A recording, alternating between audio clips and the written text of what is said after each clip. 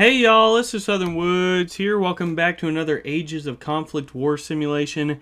This is America in the year 300. If you remember, we did America in the year 1. Alright, so this is a couple hundred years later to see what would happen. The only noticeable difference to the map essentially is a couple new tribes or peoples out in the southwest, like the Mogollon people, and then the big one is the Mayan Empire is established by this time. So I'm curious to see what would change in our first go around. I think the Martese people were the ultimate winners initially, so we will see who will take over America this time around. I have put alliances on. I meant to do so. I usually have them off for a lot of simulations, but this time around I'll have them turned on to see how that will affect everything. Starting off, of course, the Woodland people is the most large nation out there, followed by the Hopwell and Plains Creek up here in Canada, which I think may be a new addition as well. So we will see what will happen as we go forward. All right, they're all racing. The first battle is going to be the Marksville versus the Mossy Grove going on. I don't know what puppets are. Alliances, I don't know. That's a new thing, and I don't know what it means. So we will see if that happens, I suppose. But St. John's and Marksville formed the first alliance. So this red and green nation around Florida.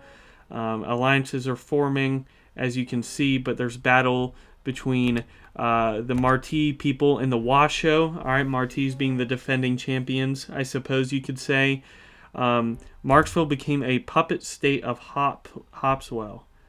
Alright, so Marksville's down here. Okay, so puppet states are a thing now. I guess like satellite nations, I suppose.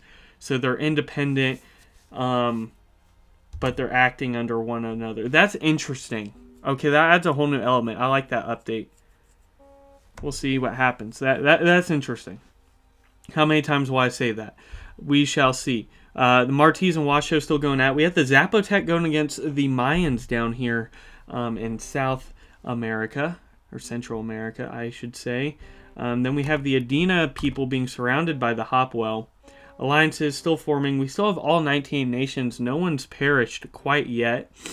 Curious to see who will be the first death. Well, it was the Adena people conquered by the Hopwell. Meanwhile, St. John's moving up the east coast, and the Zapotecs were conquered down here in Central America. Looks like Marksville revolted against their... the puppet nation revolted against Hopwell, and they're going to get taken out. That is a very interesting update. I like that a lot. Because, you know, that is a thing that happens throughout history. Just pausing real quick. Whether it be empires like... puppet nations under the Roman Empire, or puppet nations under the Soviet Union, essentially. So very interesting. I like that. We have the Plains Creek moving into the Woodland, which have run out of economy. It looks like the vast Woodland people are going to be the next to fall, and they are.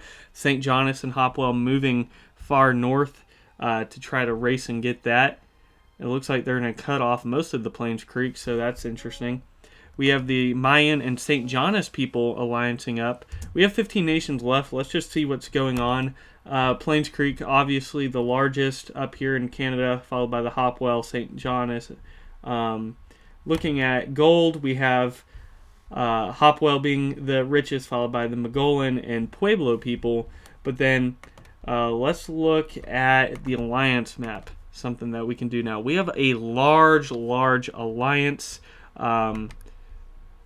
Let's see what they're called real quick. The Forche Malines Alliance conquering most of the nation, but we also have the Mayan Pact between the St. John's and Mayan people. So very interesting currently. The Washoe people are going to be the next to fall, it looks like, and they are. Meanwhile, we have, it looks like, different alliances now. The Pueblo and Hopwell moving up to take out the Plains Creek. Hopwell people, very smart. We have the St. John's wrapping around now, seeing if they can't get a lot of that territory while the Hopwell have paused their campaign. We have the Martese people, defending champs, now being taken out by the Pueblo. Veracruz taken out by the Teotihuacan chicken. I know I made that lame joke last time around too.